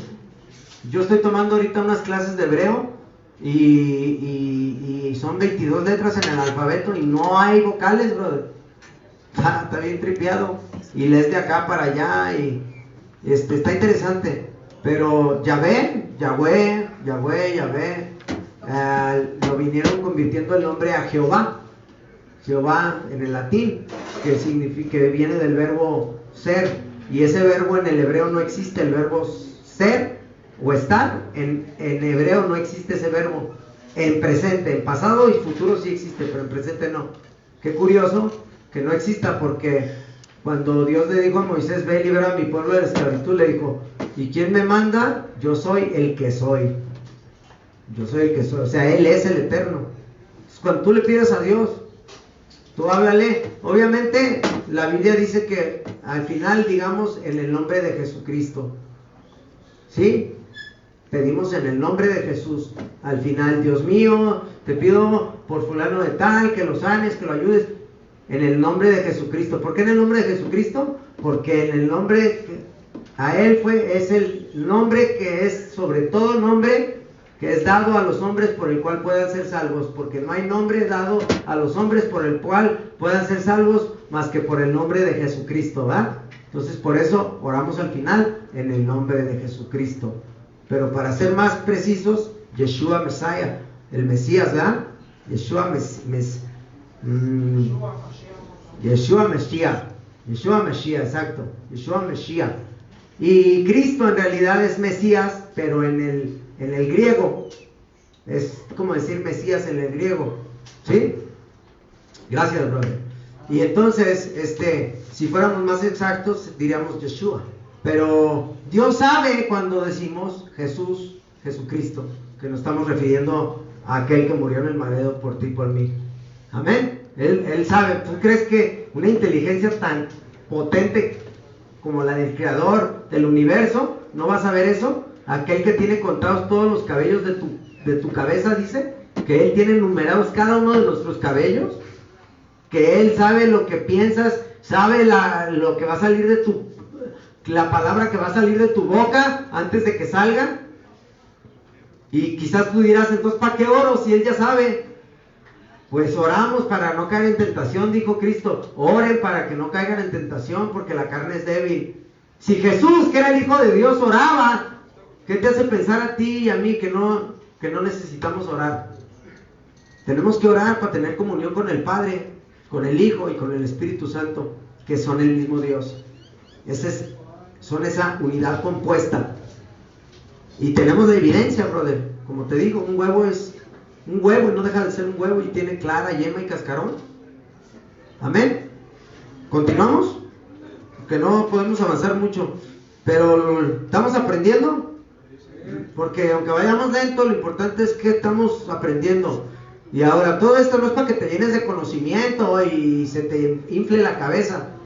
Esto es para que tú puedas ser un instrumento en las manos de Dios, y esto que Dios está depositando en tu vida, tú puedas compartirlo con otros, porque allá afuera hay otros que están en necesidad. Hay gente que está muriendo diario, brother, diario, y que se necesitan levantar guerreros, así como Esteban, del que estamos leyendo ahorita, que no tuvo miedo, ni tuvo vergüenza, ni tuvo temor de hablar, de Jesucristo, del Rey de Reyes y Señor de Señores, y de pagar cualquier precio por lo que Dios había hecho en su vida. Y se ocupa que se levanten varones, guerreros, en el nombre de Dios, en el nombre de Jesucristo de Nazaret, para que prediquen la palabra, y donde hay muerte lleves vida y lleves esperanza, donde hay tristeza lleves alegría, lleves un mensaje de esperanza, brother. Dios no te quiere nada más limpiar de las drogas, Dios no nada más quiere liberarte de las drogas. Dios tiene un plan más grande en tu vida, tiene un propósito por el cual tú naciste y te creó. Y no eres eterno, un día te vas a morir, brother. Tú y yo nos vamos a morir. ¿Qué vamos a hacer con lo poco, mucho que nos quede de vida? Cuando ya no la hemos fumado, ya hemos gastado muchos años de vida. Pero muchas veces seguimos con la mentalidad de esclavos, brother. Enfocados nada más en esta vida pasajera, pensando en las cosas terrenales, pensando en las cosas de este mundo, pensando, ay, ¿cuándo voy a salir de este lugar? ¿Y cuándo que quiero irme a trabajar? Y de repente ya te salió lo responsable. En vez de estar pensando, oye, Dios me llamó, Dios tiene un llamado en mi vida, Dios quiere usar mi vida para avanzar el reino de Dios. Lo más grande herencia que te puedes llevar cuando te mueras, yo nunca he visto que atrás de una carroza de un muerto vaya una mudanza. Lo único que te puedes llevar y que te vas a encontrar allá en el cielo es las almas a quienes tú les predicaste, y que te digan gracias porque tú me introdujiste el mensaje del evangelio y pude conocer el camino a la verdad y fui liberado y obtuve la salvación porque tú me predicaste el evangelio. Las almas que tú salves para Cristo. Y va a haber galardones, dice la Biblia que va a haber galardones. ¿Qué son galardones? Premios, recompensas. Ahora, nuestra intención por predicar a Cristo no tiene que ser porque, ay, voy a agarrar recompensas. Pero sí, Dios va a dar coronas. Y no creas que coronas de acá, va a dar coronas. Y dice que vamos a agarrar nuestras coronas y las vamos a arrojar delante de aquel que es digno. Todas las coronas que nos dé y los premios que nos dé. Pero fíjate que unos van a tener una chocita en el cielo y algunos van a tener mansiones. Lo bueno es que no va a existir la envidia, porque ya ahí no va a existir llanto, dolor, ni tristeza, ni amargura, ni va a haber óxido que corroe, ni va a haber ladrones, ni va a haber envidia. Pero de acuerdo a tus obras que hagas para el reino de Dios, vas a obtener diferentes galardones, vas a obtener diferentes premios. Y algunos van a entrar al reino del panzazo, nomás por la gracia de Dios, nomás por la pura misericordia de Dios de Jesucristo, por el acto del sacrificio que Él hizo en la cruz, van a entrar así de panzazo, porque su vida no se la dedicaron a Dios, sino a las cosas de este mundo, y no pusieron a Dios como prioridad. Pero aquellos que pusieron a Dios como prioridad y hicieron la obra de Dios, no con intereses personales, sino desinteresadamente, y haciendo la obra del reino de Dios y negándose a sus vidas. Dice, porque el que quiera salvar su vida la perderá, pero el que pierda su vida por mi causa y por el evangelio la salvará. Esos van a obtener galardones más grandes. ¿Sí me van a entender? De acuerdo a lo que dice la Biblia. Amén. Continuemos con lo que estamos aquí leyendo. Aquí Esteban, lleno del poder del Espíritu Santo, se pone a hablar con los judíos, con los líderes religiosos. Se lo llevaron, ¿verdad? Bien aperingado, lo amagaron y se lo llevaron. Dígame, ¿usted qué trae? ¿Cómo se atreve a hablar así, ¿verdad? Porque los confrontó con la verdad. Dice capítulo 7, versículo 7, capítulo 6, dice, mas yo juzgaré, dijo Dios, a la nación de la cual serán siervos, y después de esto saldrán y me servirán en este lugar. Y le dio el pacto de la circuncisión, y así Abraham engendró a Isaac y le circuncidó al 8º día, e Isaac a Jacob, y Jacob a los 12 patriarcas. Eso ya lo habíamos leído, pero lo estamos repitiendo. Y no nos hace daño muchas veces repetir, porque refuerza el aprendizaje. Yo a veces leo un libro y lo vuelvo a leer y lo vuelvo a leer y vuelvo a ver cosas nuevas. Dice Versículo 9. Los patriarcas, movidos por envidia, vendieron a José para Egipto. ¿Recuerdan eso? Que sus hermanos lo vendieron a una caravana de madianitas, ¿verdad? Y se lo llevaron a Egipto. Y ahí lo vendieron como esclavo. Pero Dios estaba con él. Versículo 10. Y le libró de todas las tribulaciones y le dio gracia y sabiduría delante de Faraón, rey de Egipto, el cual lo puso por gobernador sobre Egipto y sobre toda su casa. Vino entonces hambre en toda la tierra de Egipto y de Canaán. Ahora Canaán, recuerdan que ahí estaban los patriarcas, ¿verdad? ¿Y cómo terminaron en Egipto? Porque pues hubo una escasez, hubo una sequía y fueron y compraron grano, y después José se reveló a sus hermanos, los perdonó y les dijo: tráiganse a mi papá y vénganse a vivir aquí, pues yo soy gobernador, yo soy el segundo al mando aquí. Y ya ahí es como se salieron de la tierra de Canaán.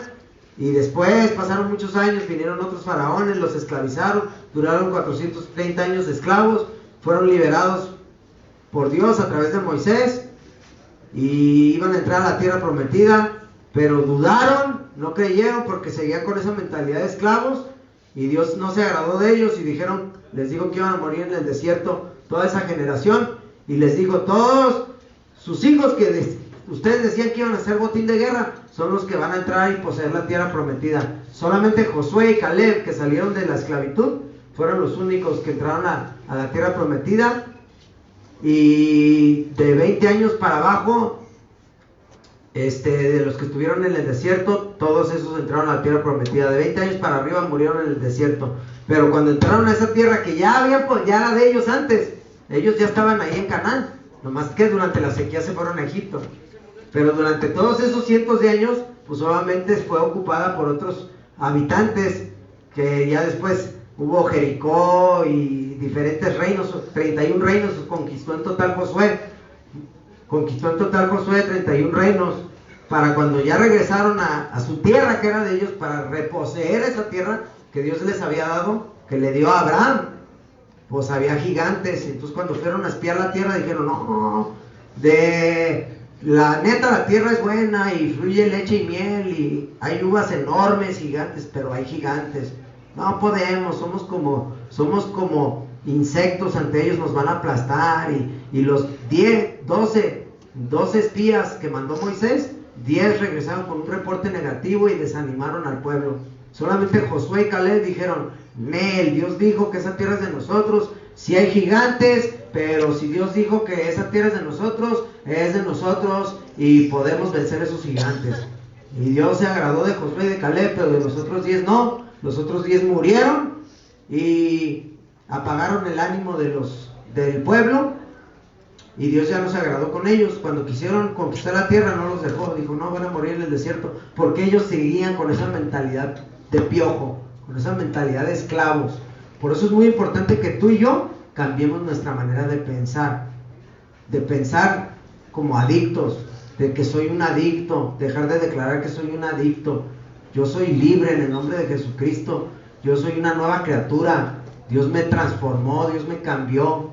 Aunque a veces no lo sientan y lo vean, no, yo soy una nueva criatura y tengo que pensar como un hijo de Dios, como un hijo de un rey, no como un esclavo. Yo ya no soy esclavo, yo fui liberado, yo fui comprado con la sangre de Cristo, y tenemos que empezar a pensar en grande, tener visión, no seguir pensando mediocremente y conformándonos con: ay no, pues es que ya esto es todo lo que yo puedo. Sí, tampoco hay que ser avariciosos, pero Dios quiere que tengamos mente de conquistadores, mente de guerreros, brother. Que no tengas esa mentalidad de esclavo, de piojo, que cambies tu manera de pensar. Oye, si un homicida que lleva 2 o 3 muertes, ¿sí puede entrar al reino de Dios? Arrepintiéndose. Claro. ¿Sí? Te lo pongo en estos términos. Yo estaba preso en la cárcel de San Diego. Traía 4 casos, traía cargos fuertes en mi contra, traía varias investigaciones. Lloraba en mi celda porque me querían dar muchos años, me querían dar 35 años a vida. Y tenía 4 diferentes casos, y estando en una celda, aislado ahí, se llama segregation, donde estás 23 horas al día encerrado y no sales a la yarda más que unos minutos y es así como este patio que entra el aire por acá, ¿verdad? Y hay una torre y te está cuidando. Y a lo mejor algunos de ustedes saben de lo que estoy hablando si han estado presos en el extranjero, pero yo traíamos cargos fuertes y ahí en esa celda Dios me reveló que Él había tomado mi lugar por todos mis delitos, por todos los crímenes que yo había cometido, que todo, y se veía reflejado en Barrabás. Te voy a decir por qué. Porque Jesucristo tomó el lugar de Barrabás. O sea, el que debió haber muerto ese día en la cruz era Barrabás, no Jesucristo. Y Barrabás, ¿por qué estaba procesado? Por homicidio. O sea, ¿que eso qué simboliza? Que Él tomó el lugar de un homicida. O sea, que Él pagó el precio por el delito más grave que podamos cometer. Es malo, bueno, es igual. Ahora, Él no tomó el lugar de uno de los ladrones, ¿eh? Porque hubo dos ladrones que murieron, uno a su izquierda y otro a su derecha.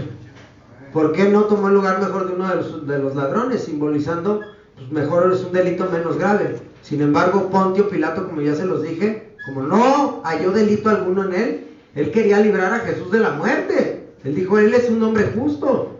Entonces, Pontio Pilato intentó librarlo, ofreciéndoles al peor delincuente. Dijo, no, de seguro van a elegir que crucifiquen a Barrabás, porque este es un asesino. Aparte de asesino, era un escandalizador, era un vato que alebrestaba la raza, hacía motines. Es como si aquí uno de ustedes dijera, hey, ¿sabes qué? Vamos a fugarnos y que acá, y vamos a tomarnos de la puerta. ¿Sí? Era un vato, era un delincuente de lo peor, brother. Entonces, el que debió haber muerto ese día en la cruz era Barrabás, no Jesucristo. Y estando yo en esa celda, ese día Dios me reveló, ¿tú crees que yo no puedo perdonar tus pecados? Si yo tomé el lugar de Barrabás, que era un homicida, entonces claro que Dios te puede perdonar por homicidios. Siempre y cuando te arrepientas. Y arrepentirse pues es dejar de hacerlo. Porque a veces dan ganas de volver de seguir y de matar, ¿no? De decir, me lo voy a fumar. Pero pues ahí no estás verdaderamente arrepentido. Y si lo vuelves a hacer, pues no estás arrepentido. Si fueran pandilleros o buenas personas, sí te puede perdonar, así como el pandillerismo, o como personas. Jesucristo puede perdonar todos los pecados. Todos. No hay un pecado que no te perdone. El peor de los pecados. Hasta te perdona si eres maricón. Pero tienes que dejar de ser maricón. Te tienen que dejar de gustar los hombres. Porque eso es una abominación ante Dios. Dice que los afeminados no heredarán el reino de Dios. Dice la Biblia, dice que eso es contra la ley de la naturaleza. Y sí, por jotos se van a ir al infierno. Pero si se arrepienten, entonces recibirán el perdón. Todos los pecados serán perdonados. El único pecado que no es perdonado, dijo Jesucristo, es el de blasfemia contra el Espíritu Santo. Ese es el único pecado que no es perdonado. ¿Y qué es eso? ¿Qué es blasfemar contra el Espíritu Santo? Es rechazarlo, rechazar a Dios. Exactamente, que tú lo niegues, que tú no quieras nada que ver con Dios, que tú no quieras aceptarlo en tu vida, que tú no lo quieras aceptar. Los incrédulos no heredarán el reino de Dios. Y a mí se me hace algo así como que, pues eso no está tan malo. Pues para mí yo pienso, pero yo no pienso como Dios piensa. Incrédulo es algo serio. Para empezar, una persona incrédula no puede recibir algo en lo que no cree. Si no lo crees, ¿cómo vas a recibir algo en lo que no crees? Entonces, los incrédulos no heredarán el reino de Dios. Y el único pecado que no es perdonable es la blasfemia contra el Espíritu Santo. ¿Y qué es eso? Rechazar a Dios. Tú, brother, que me hiciste la pregunta, te estoy contestando y te me estás distrayendo. Todos los pecados, Cristo murió para perdonar todos los pecados. Todos. No hay un pecado que no pueda ser perdonado por Dios, siempre y cuando tú te arrepientas y lo aceptes en tu vida. El único pecado que dijo Jesucristo que no se perdonaría era la blasfemia contra el Espíritu Santo. ¿Y cuál es esa? Exactamente lo que dijo mi brother: negarlo, rechazarlo, que no quieras nada que ver con Dios.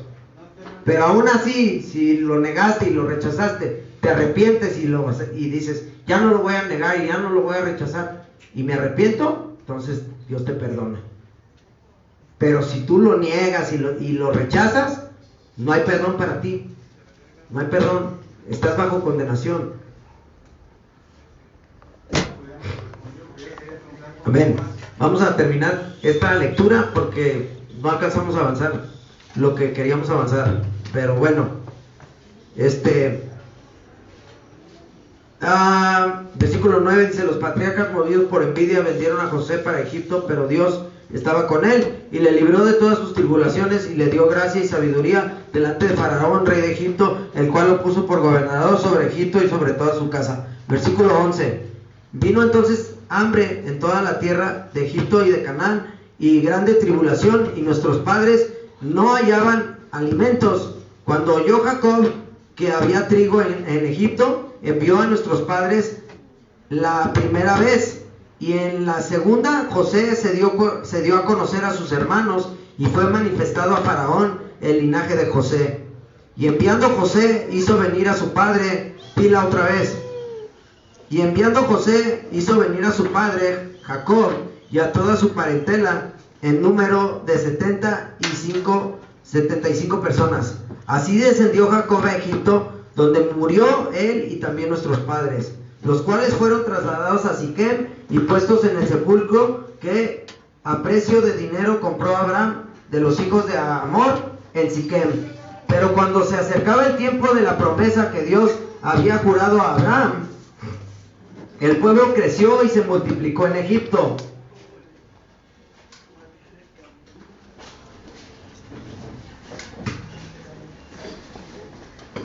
El pueblo creció y se multiplicó en Egipto.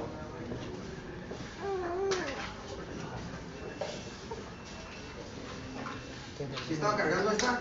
Sí. Oye. Bueno.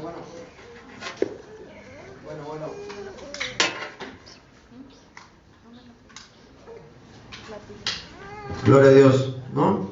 No la pusieron a cargar, está muerta. Bueno, el pueblo de Dios dice: pero cuando se acercaba el tiempo de la promesa que Dios había dado a Abraham, el pueblo creció y se multiplicó en Egipto. Versículo 18: hasta que se levantó en Egipto otro rey que no conocía a José. Este rey, usado de astucia con nuestro pueblo, maltrató a nuestros padres a fin de que expusiesen a la muerte a sus niños. Recuerdan que cuando Moisés nació, mataban a los niños y los estuvieron ahogando los egipcios. Todos los niños menores de 2 años los mataban los egipcios. Y a Moisés, por eso le pusieron Moisés, porque lo pusieron dentro de Moisés y lo pusieron en el lago, y lo rescató la hija del faraón, y Moisés creció en el poder y la sabiduría del reino de Egipto. Pero ahí Dios lo preparó. Ahí fue donde Moisés aprendió a escribir, y así es como Dios después le reveló la Torá, que vienen siendo los primeros 5 libros del Antiguo Testamento: el Génesis, el Éxodo, el Levítico, Números y Deuteronomio. Todos esos 5 libros se los reveló Dios a Moisés, pero fue porque en Egipto él había aprendido a escribir. Todo estaba bajo el plan de Dios. Amén. Dice que expusiesen a la muerte a los niños para que no se propagasen. Todo esto Esteban les estaba dando un relato de los hechos antiguos que habían pasado en el transcurso de la historia del pueblo de Israel. En aquel mismo tiempo nació Moisés y fue agradable a Dios, y fue criado 3 meses en casa de su padre. Pero siendo expuesto a la muerte, la hija del faraón le recogió y le crió como a hijo suyo. Y fue enseñado Moisés en toda la sabiduría de los egipcios, y era poderoso en sus palabras y obras. Cuando hubo cumplido la edad de 40 años, le envió al corazón el visitar a sus hermanos los hijos de Israel. Y al ver a uno que era maltratado, lo defendió, e hiriendo al egipcio, vengó al oprimido. Ahí está tu pregunta. Moisés que es el mayor de los principales de Dios que liberó al pueblo de Israel, había matado a un egipcio, brother. Moisés cometió un homicidio. Moisés, que liberó al pueblo de la esclavitud. Moisés, que hablaba cara a cara con Dios. Moisés, quien Dios le dio los 10 mandamientos y le dio la ley. Mató a un egipcio. Amén. Dice, entonces al que maltrataba a su prójimo, dice, ¿qué versículo estamos? 26. Y al día siguiente que se presentó uno de ellos que... No, vamos al 24. Y al ver que uno era maltratado, lo defendió, e hiriendo al egipcio, vengó al oprimido, o sea, lo mató. Pero él pensaba que sus hermanos comprendían que Dios les daría libertad por mano suya, mas ellos no lo habían entendido así. Al día siguiente se presentó a unos de ellos que reñían, o sea, que peleaban, y los ponía en paz, diciendo: varones, hermanos sois, ¿por qué os maltratáis el uno al otro? Entonces el que maltrataba a su prójimo le rechazó, diciendo: ¿quién te ha puesto por gobernante y juez sobre nosotros? ¿Quieres tú matarme como mataste ayer al egipcio? Al oír esta palabra, Moisés huyó y vivió como extranjero en tierra de Madián, donde engendró 2 hijos. Pasando 40 años, un ángel se le apareció en el desierto del monte Sinaí, en la llama de fuego de una zarza.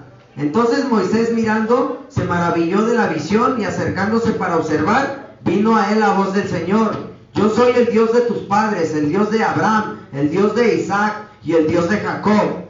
Y Moisés, temblando, no se atrevía a mirar. Y le dijo el Señor: quítate el calzado de tus pies, porque el lugar el lugar en que estás es tierra santa. Ciertamente he visto la aflicción de mi pueblo que está en Egipto, y he oído su gemido, y he descendido para librarlos ahora. Pues ve, te enviaré a Egipto. A este Moisés, a quien habían rechazado, diciendo: ¿quién te ha puesto por gobernante y juez? A este lo envió Dios como gobernante y libertador por mano del ángel que se le apareció en la zarza. Versículo 36. Este lo sacó, habiendo hecho prodigios y señales en tierra de Egipto y en el mar Rojo y en el desierto por 40 años. Este Moisés es el que dijo a los hijos de Israel: profeta os levantará el Señor vuestro Dios de entre vuestros hermanos, como a mí, a él oiréis. Ahí se refería a Jesús. Este es aquel Moisés que estuvo en la congregación en el desierto con el ángel que le hablaba en el monte Sinaí, y con nuestros padres, y que recibió palabras de vida que darnos, al cual nuestros padres no quisieron obedecer, sino que le desecharon, y en sus corazones se volvieron a Egipto. Recuerdan que muchos de ellos se quejaban y decían: no, estábamos mejor allá de esclavos, hubiera sido mejor que nos hubiéramos quedado como esclavos que venir a morir aquí en el desierto. Se quejaban, como algunos de nosotros, ¿verdad? A veces: ahorita esta vida está bien gacha, antes estaba mejor, y luego nos quejamos. Se quejaban, brother, y decían que estaban mejor en Egipto. Dice: y si en sus corazones se volvieron a Egipto, cuando dijeron a Aarón: haznos dioses. ¿Ya viste que dice dioses con D minúscula? Cuando dijeron a Aarón: haznos dioses que vayan delante de nosotros, porque a este Moisés que nos sacó de la tierra de Egipto no sabemos qué le haya acontecido. Fue cuando subió al monte para recibir los 10 mandamientos y se tardó 40 días, y cuando regresó los halló adorando a un becerro de oro, ¿verdad? A un ídolo hecho por sus manos. Nomás quiero terminar esto, yo sé que el tiempo se nos viene encima, pero hay que terminar mínimo este capítulo. Dice, cuando dijeron a Aarón: haznos dioses que vayan delante de nosotros, porque a este Moisés que nos sacó de la tierra de Egipto no sabemos qué le haya acontecido. Entonces hicieron un becerro y ofrecieron sacrificio al ídolo, y en las obras de sus manos se regocijaron. Y Dios se apartó y los entregó a que rindiesen culto al ejército del cielo, como está escrito en el libro de los profetas. ¿Acaso me ofrecisteis víctimas y sacrificios en el desierto por 40 años, casa de Israel? Antes bien, llevasteis el tabernáculo de Moloc y la estrella de vuestro dios Renfán, figuras que os hicisteis para adorarlas. Os transportaré pues más allá de Babilonia. Fíjate, desde ahí ya estaba profetizando Dios que los iba a mandar al exilio a Babilonia. Por eso está seria la idolatría, brother. Por eso no debemos de adorar imágenes y estatuas y cosas así, porque Dios prohíbe eso en la palabra de Dios. Eso simplemente es por tradición, por cultura, pero no es bíblico. Amén. Tuvieron nuestros padres el tabernáculo del testimonio en el desierto, como había ordenado Dios cuando dijo a Moisés que lo hiciese conforme al modelo que había visto, el cual recibió a su vez por nuestros padres, lo introdujeron con Josué al tomar posesión de la tierra de los gentiles, a los cuales Dios arrojó de la presencia de nuestros padres hasta los días de David. Este halló gracia delante de Dios y pidió proveer tabernáculo para el Dios de Jacob. Mas Salomón le edificó casa. O sea que fue Salomón el que construyó el primer templo, porque el arca del pacto andaba en tiendas de campaña. Y David dijo: ¿cómo es posible que yo viva en un palacio y el arca del pacto, donde reside la presencia de Dios, se encuentre en tiendas de campaña, de un lugar a otro? Sí, pero Dios le dijo: tú no me vas a construir el templo, el que va a construir el templo va a ser tu hijo Salomón. Mas Salomón le edificó casa. Si bien el Altísimo no habita en templos hechos de mano, como dice el profeta: el cielo es mi trono y la tierra el estrado de mis pies. ¿Qué casa me edificaréis? Dice el Señor, ¿o cuál es el lugar de mi reposo? ¿No hizo mi mano todas estas cosas? Duros de cerviz, o sea, duros de corazón, les dijo Esteban a estos hombres, les dijo: ustedes son duros, tercos, amargados, dice, duros de cerviz e incircuncisos de corazón y de oídos, o sea que no oyen, dice, no ponen atención, dice: vosotros resistís siempre al Espíritu Santo, como vuestros padres, así también vosotros, les dijo. ¿Al cual de los profetas no persiguieron vuestros padres y mataron a los que anunciaron de antemano la venida del justo, de quien vosotros ahora habéis sido entregadores y matadores? Fíjate, los confrontó con la verdad, brother. Versículo 53 dice: vosotros que recibisteis la ley por disposición de ángeles y no la guardasteis, oyendo estas cosas, se enfurecían en sus corazones y crujían los dientes contra él. Pero Esteban, lleno del Espíritu Santo, puestos los ojos. ¿Se dan cuenta cómo dice Espíritu Santo con mayúsculas? Porque Espíritu Santo es Dios. El Padre es Dios y el Hijo unigénito es Dios. Es una unidad compuesta. Pero Esteban, lleno del Espíritu Santo, puestos los ojos en el cielo, vio la gloria de Dios y a Jesús que estaba a la diestra de Dios, y dijo: he aquí, veo los cielos abiertos y al Hijo del Hombre que está a la diestra de Dios. Entonces ellos, dando grandes voces, se taparon los oídos y arremetieron a una contra él, y echándole fuera de la ciudad, le apedrearon, y los testigos pusieron sus ropas a los pies de un joven que se llamaba ¿qué? Saulo de Tarso, que viene siendo Pablo. Después Dios le cambió su nombre a Pablo y él escribió la tercera parte del Nuevo Testamento. Y pusieron sus ropas a los pies de un joven que se llamaba Saulo, y apedreaban a Esteban mientras él invocaba y decía: Señor Jesús, recibe mi espíritu. Y puesto de rodillas clamó a gran voz: Señor, no les tomes en cuenta este pecado. Y habiendo dicho esto, durmió o murió.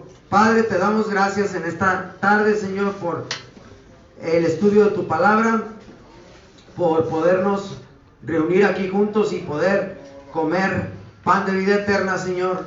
para nuestras almas, Señor. Llena la vida de cada uno de estos hombres con el poder y la unción de tu Espíritu Santo, Señor. Pon en ellos tanto el querer como el hacer tu perfecta voluntad. Dales hambre y sed de tu palabra y el deseo de buscar tu rostro en oración.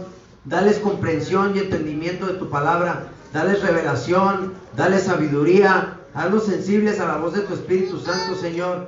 Y hazlos que estén atentos a tu voz, Señor. Que su oído esté atento a tu voz, Señor. Porque tú hablas, Señor.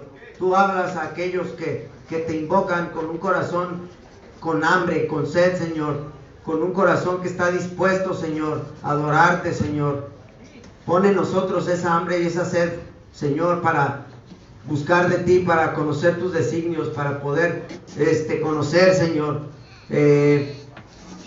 para poder comprender las profecías, Señor, para poder tener comunión contigo, Señor. Te amamos porque tú nos amaste primero y te damos gracias por esta oportunidad de vida. Señor, restaura matrimonios que han sido destruidos, restaura las relaciones entre padres e hijos, restaura las relaciones entre familia en la vida de estos hombres, y levanta a guerreros, hombres de valor, que prediquen tu palabra, Señor, en los confines de la tierra, Señor. Usa la vida de estos hombres como un testimonio, como un instrumento poderoso en tus manos. Úngelos con la unción de tu Espíritu Santo, porque tú estás trayendo esta palabra de vida eterna a sus vidas, para que ellos también puedan ser pregoneros de justicia. Señor, cambia y transforma nuestra manera de pensar. Pon en nosotros tu corazón y danos la mente de Cristo. Señor, nos ponemos en tus manos. Guía nuestros pasos, Señor. Y ayúdanos, Señor, a entender que estamos de paso en esta tierra, y que lo mucho o poco que nos quede de vida sea para ti, Señor. A ti sea toda la gloria, toda la alabanza, toda la honra, todo el imperio y el honor por los siglos de los siglos, en el nombre de Jesucristo de Nazaret. Amén.